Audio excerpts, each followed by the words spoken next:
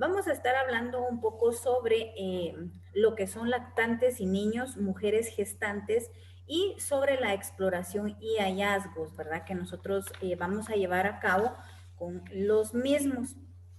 Por ejemplo, ¿qué son las mujeres gestantes, chicos? Si hablamos nosotros de una mujer gestante, ¿a quién nos estamos refiriendo? A una mujer embarazada. Muy bien, a una mujer embarazada. Y como ya sabemos, pues todo esto pues, nos va a ayudar a nosotros a llegar a un diagnóstico definitivo, un diagnóstico certero en este caso. Entonces, es por ello que nosotros en cada uno de nuestros órganos, cada uno de nuestros apartados, pues debemos nosotros siempre tomar en cuenta todo esto, ¿verdad? Si hablamos de lactantes y niños, dice que en el momento del parto, el corte del cordón umbilical a través del cual se ha obtenido oxígeno durante la vida intrauterina exige que el lactante empiece a respirar. Cuando nosotros hablamos aquí, chicos, del cordón umbilical, recordemos que estamos hablando de un órgano que es bastante largo, alargado, es flexible también, pero a su vez fíjense chicos que hay una pequeña cuestión ahí, ¿verdad? Aparte de eso, está formado por dos arterias y por una vena. El cordón umbilical está formado por dos arterias y una vena. Y a través de él, pues obviamente ustedes recordarán que es como el bebé cuando está dentro del vientre materno y la madre pues tiene el intercambio de oxígeno y de sustancias nutritivas, ¿verdad? Algo interesante aquí es que cuando sucede esto del corte del cordón umbilical, al momento de que el bebé nace, nosotros como profesionales de salud debemos esperar cierto tiempo hasta que el cordón deja de latir, así de que conocemos nosotros. El cordón está llevando a cabo, fíjense, un movimiento y nosotros debemos esperar cierto tiempo hasta que observamos que ya no está llevando a cabo este movimiento para poder cortarlo en este caso. Cuando nosotros cortamos el cordón, entonces allí el bebé ya se ve en la necesidad de empezar a respirar por sí mismo porque el cordón ya no está intercambiando el oxígeno de la madre con el mismo, ¿verdad? Con el bebé en este caso. Entonces, es por ello que es tan importante el cordón umbilical. Generalmente el cordón umbilical, chicos, tiene una longitud, es de un largo de unos 50 centímetros más o menos, ¿verdad? Es bastante largo, la verdad, el cordón umbilical con el que nacen los niños. Al momento de que estos empiezan a respirar por sí solos, obviamente pues los pulmones empiezan a expandirse. Cuando los pulmones empiezan a expander, empiezan a transportar el aire que el niño necesita y lo hacen hasta los alvéolos. Los alvéolos no son más que pequeñas bolsas diminutas, ¿verdad? ¿A dónde va este oxígeno, este aire, ¿verdad? Cuando el bebé empieza a respirar. Y también ahí la resistencia vascular que tiene el bebé, pues obviamente disminuye y la sistémica va a empezar a elevarse un poco o a aumentar en este caso. Cuando el conducto, por lo tanto, por ejemplo, el conducto arterial, cuando el conducto arterial habitualmente se cierra, ¿verdad? Vamos a nosotros a ver o a determinar que se cierra quizás entre unas 12 a 14 horas de vida desde el momento, o sea, que el bebé llega al mundo, es cuando el conducto arterial se va a cerrar. Cuando la resistencia vascular pulmonar, en este caso, es menor a la sistémica, la sangre va a fluir hacia las arterias pulmonares y a través del agujero intraauricular, ¿verdad? El cual está cerrado funcionalmente cuando los cambios de presión son del lado derecho a izquierdo de nuestro corazón en este caso. Si hablamos de mujeres gestantes, también hay una pequeña variante. Dice que durante la gestación la resistencia vascular sistémica va a disminuir y produce vasodilatación periférica que con frecuencia da lugar a un eritema palmar y telangiectasias aracniformes. Muy bien. Se preguntarán entonces ustedes ahí por qué dice que con frecuencia da lugar a un eritema palmar. Cuando hablamos nosotros de un eritema palmar, chicos, ustedes lo van a poder identificar porque en este caso estamos hablando pues de la mujer gestante y cuando es un eritema palmar, usted va a poder identificar en las palmas de las manos, en los dedos también una coloración rojiza. Es bastante fácil de observar, ya que en este caso la palma o los dedos de la mujer gestante va a empezar a cambiar de coloración y usted lo va a poder observar rojizo, ¿verdad? De un color rojizo. A eso le llamamos nosotros eritema palmar. Cuando hablamos de las telangiectasias aracniformes, ahí estamos hablando nosotros de ciertas lesiones vasculares. Recordemos que cuando hablamos de algo vascular, pues está haciendo referencia al sistema circulatorio. Entonces, estas telangiectasias aracniformes hacen referencia a una lesión vascular. Esta lesión vascular suele ser pulsátil, ¿verdad? O sea que usted va a referir la paciente o se va a usted a dar cuenta que pulsa, ¿verdad? Y también tienen un color rojo brillante, esto las caracteriza, ¿verdad? Eso caracteriza las telangiectasias aracniformes en este caso, en las mujeres gestantes, ¿verdad? Entonces debemos nosotros de tomar en cuenta esto. También la presión, en este caso de mujeres gestantes, la presión arterial sistólica se reduce ligeramente, ¿verdad? Se reduce ligeramente y hay una mayor disminución de la presión diastólica. Cuando hablamos nosotros de la presión sistólica, chicos, estamos nosotros diciendo que es la que se mide durante el latido del corazón más fuerte. Entonces es la presión máxima. Por eso siempre cuando tomamos nosotros la presión, yo les he mencionado sistólica y diastólica. Entonces, la sistólica va a ser siempre la que se mide durante el latido del corazón, o sea, lo más fuerte, la presión máxima. Mientras que la diastólica es durante el deceso o el descanso entre dos latidos. ¿Sí? Entre dos latidos. A esto nosotros pues le conocemos también como presión mínima. Aquí en este caso nosotros le vamos a llamar de esta manera. También nosotros vamos a identificar o podemos verificar en las mujeres gestantes que, por ejemplo, los menores niveles de esta presión, ¿verdad? Se producen en el segundo trimestre del embarazo y después van a ir en aumento, aunque sigan estando por debajo de los niveles previos, o sea, antes de la gestación.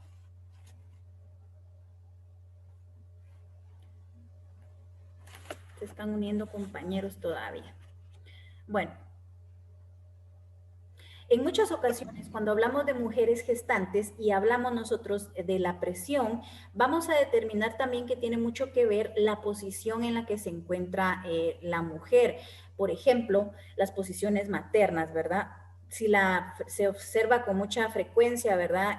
Por ejemplo, la hipotensión, cuando la paciente se encuentra en decúbito supino, podemos nosotros identificar que podría haber una hipotensión ahí, ¿verdad? La hipotensión pues es secundaria a la comprensión de la vena cava y a una disminución del retorno venoso. Entonces, por eso es que si la mujer se encuentra en esta posición de decúbito supino, pues va a variar mucho y podemos nosotros identificar al momento de tomar la presión arterial que hay una hipotensión. ¿A qué le llamamos nosotros hipotensión, chicos? Señor, a la baja presión. Muy bien, cuando la presión está baja, ¿verdad? Comúnmente nosotros la conocemos así, pero en medicina ustedes ya saben que es hipotensión, ¿verdad? Está bajo los niveles normales o los parámetros normales la presión arterial de esta persona. Y ahora estamos identificando que uno de los posibles problemas que pueda presentarse en la mujer gestante es la posición materna, ¿verdad? La posición en la que se encuentra nuestra paciente puede afectar entonces la presión arterial en este caso. Por ejemplo, también la comprensión puede producir un incremento de edema. Recordemos que es un edema. ¿Alguien puede recordar qué es un edema? ¿O cómo lo conocemos comúnmente?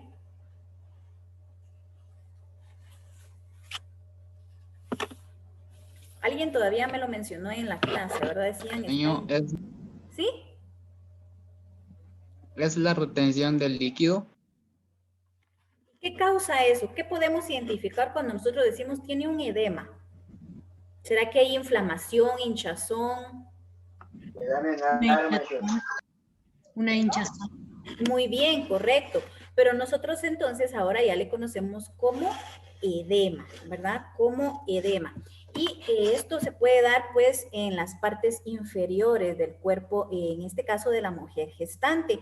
También pueden aparecer, chicos, ahí ciertas cuestiones, por ejemplo, varicosidades, le llamamos nosotros, pero una varicosidad quiere decir que las venas están muy dilatadas, ¿verdad? En este caso, como bien mencionaba anteriormente, lo vamos a observar más que todo en la parte inferior del cuerpo de las mujeres gestantes. En este caso, pues sería en las piernas, ¿verdad? Y una varicosidad, entonces, es que usted va a observar las venas muy dilatadas. Usted observa las piernas de su paciente, en este caso de la mujer gestante, y esto se observa con mucha frecuencia, que hay varicosidades ahí, ¿verdad? Hay venas dilatadas en este caso.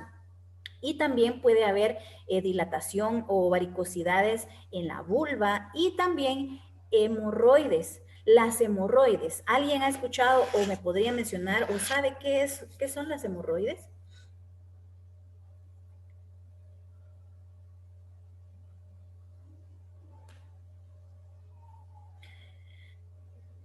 Fíjense, chicos, que las hemorroides, hablando siempre, de verdad, de mujeres gestantes, también son bastante comunes, ¿verdad? Que aparezcan en algunas de las mujeres embarazadas. Y las hemorroides, chicos, no son más pues que venas inflamadas o hinchadas, como usted le quiera llamar, en el recto.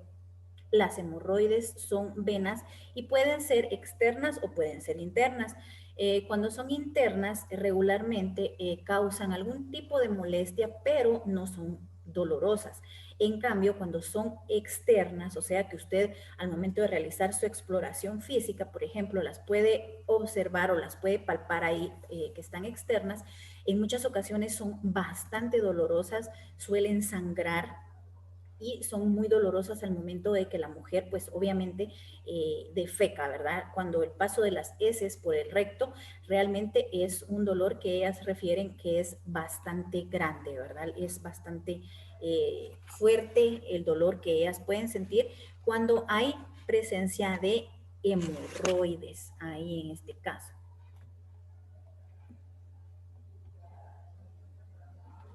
Si hablamos de adultos mayores, dice que la calcificación y otros cambios observados histológicamente en las paredes de las arterias al principio proximalmente y después en todo su trayecto producen dilatación y tubertosidad de la aorta, de las ramas de la aorta y de las arterias carótidas. La calcificación y otros cambios, ¿verdad? Cuando hablamos de calcificación, pues estamos hablando obviamente del calcio presente en... ¿Dónde está presente el calcio en nuestro cuerpo, chicos?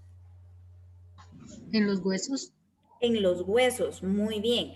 Y también ahí me menciona que producen dilatación y me dice ahí, hay una palabrita ahí, si usted la notó, que dice tortuosidad de la aorta, también de las ramas y también de las arterias carótidas. Cuando nosotros hablamos de una tortuosidad de la aorta, pues es un trastorno que se da en el tejido conectivo, Entonces, a eso se le llama tortuosidad de la aorta. Es una pequeña o un pequeño trastorno que hay ahí de tejido conectivo en el área de la vena aorta en este caso. Por ejemplo, aquí tenemos también el aumento, podemos hablar aquí en adultos mayores, que a veces hay un aumento de resistencia vascular. Recuerde que vascular hace referencia al sistema circulatorio y habitualmente eleva la presión, ¿verdad? Ahí eleva la presión, me menciona a mí que eleva la presión de nuestros pacientes.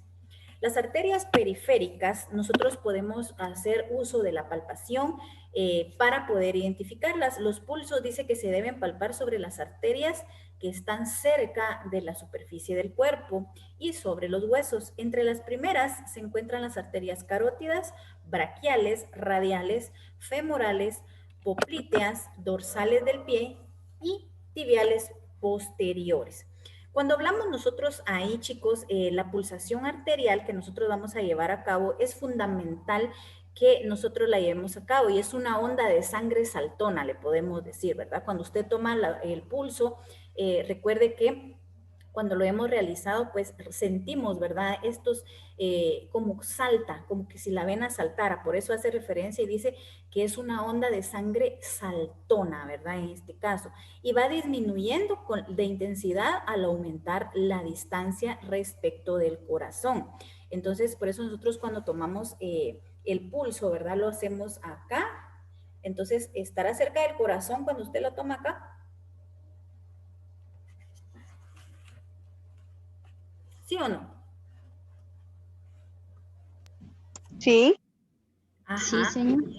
Y también dice que de todos los pulsos arteriales, o sea, de todas las partes en las que usted puede encontrar pulso arterial en el cuerpo humano, los carótidos o la carótida es la más accesible, ¿verdad? La más accesible y es la que está más cerca del corazón, por lo que son más útiles al evaluar la actividad del corazón cuando así sea necesario, ¿verdad?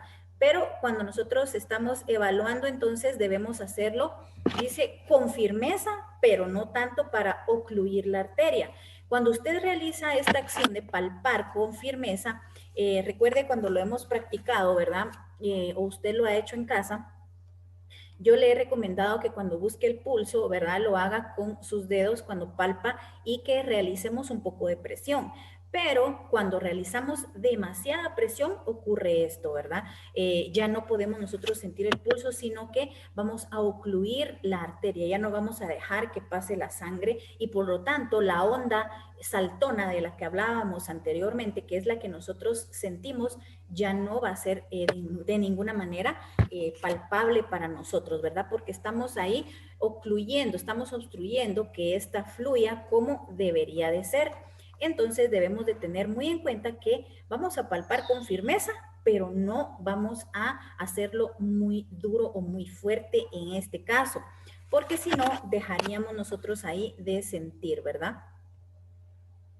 Si tiene dificultad para encontrar un pulso, intente variar la presión y palpe cuidadosamente toda la zona. Es a lo que me hacía referencia anteriormente.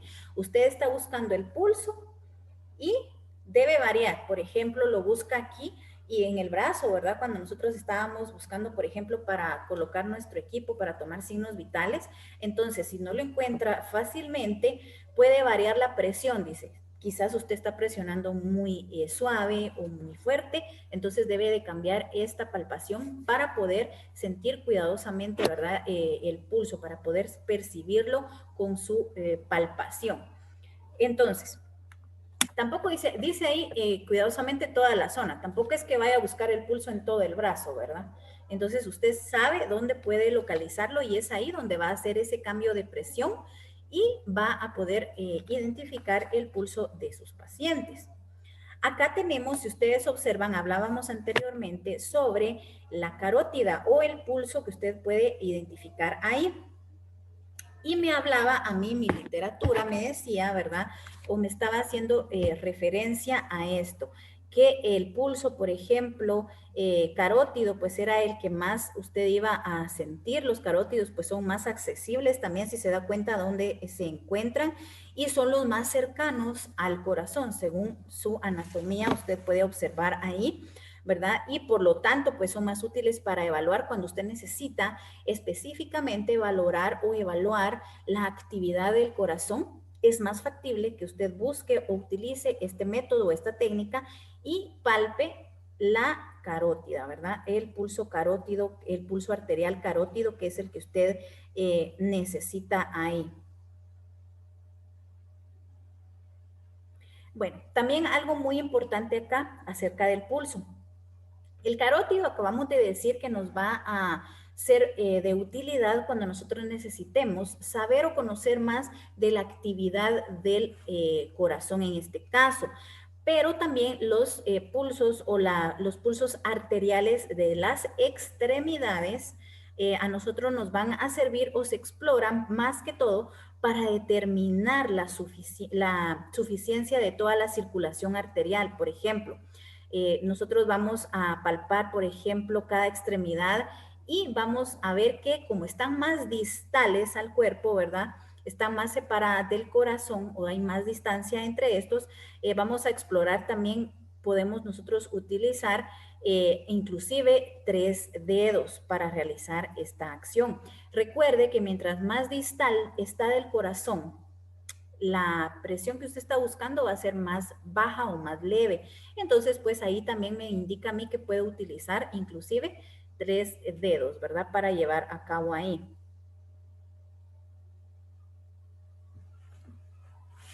Muy bien. Y acá tenemos un ejemplo también, ustedes pueden observar ahí, que es lo que hablábamos también del radial, ¿verdad? El pulso radial, braquial, y usted puede observarlo ahí también, que es el que nosotros regularmente queremos identificar al momento de colocar nuestro equipo para tomar la presión arterial, ¿verdad? Que es en el brazo, si se puede dar cuenta, ahí es donde usted encuentra entonces el radial. Y también hablábamos anteriormente sobre un pulso femoral, ¿verdad? También podría ser el pulso femoral. Si habla de pulso femoral, ¿dónde creen ustedes que lo van a encontrar?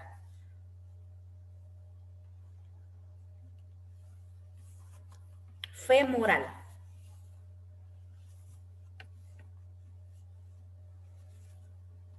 ¿A qué hace referencia esa palabra? Femoral. ¿Al fémur? Muy bien, al fémur.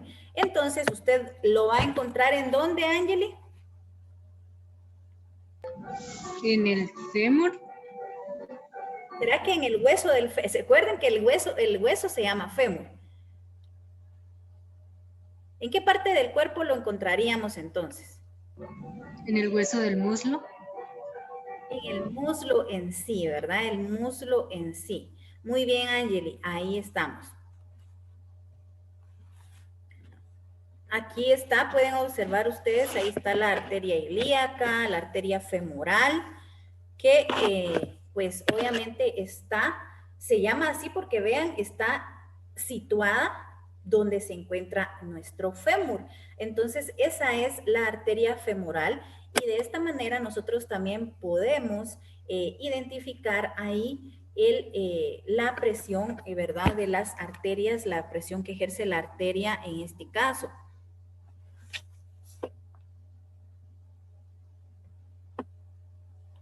Nosotros aquí también, chicos, podemos hablar un poco sobre, perdón, por ejemplo, el contorno de la onda del pulso es flexible, ¿verdad? Las arterias sanas también tienen algo ahí, chicos, muy particular, ¿verdad? Tienen una forma suave, redondeada y uniforme. Esto se debe, aquí debemos prestar nosotros especial atención a la porción ascendente y al máximo que pueda presentarse ahí, ¿verdad? En las arterias sanas como tales. La duración del recuento dice que depende de la frecuencia cardíaca y la regularidad. Un ritmo irregular precisa un periodo de recuento más prolongado. En un adulto hay taquicardia cuando la frecuencia es mayor a 100 y bradicardia cuando es menor de 60. Es por eso que nosotros cuando nosotros llevamos a cabo este tipo de mediciones, chicos, debemos estar atentos siempre a los latidos por minuto, ¿verdad? Usted tiene que tomar en cuenta que puede variar entre 60 y 100. Pero si está por encima del 100, entonces usted sabe que esto es llamado, ¿cómo? Cuando está arriba del 100,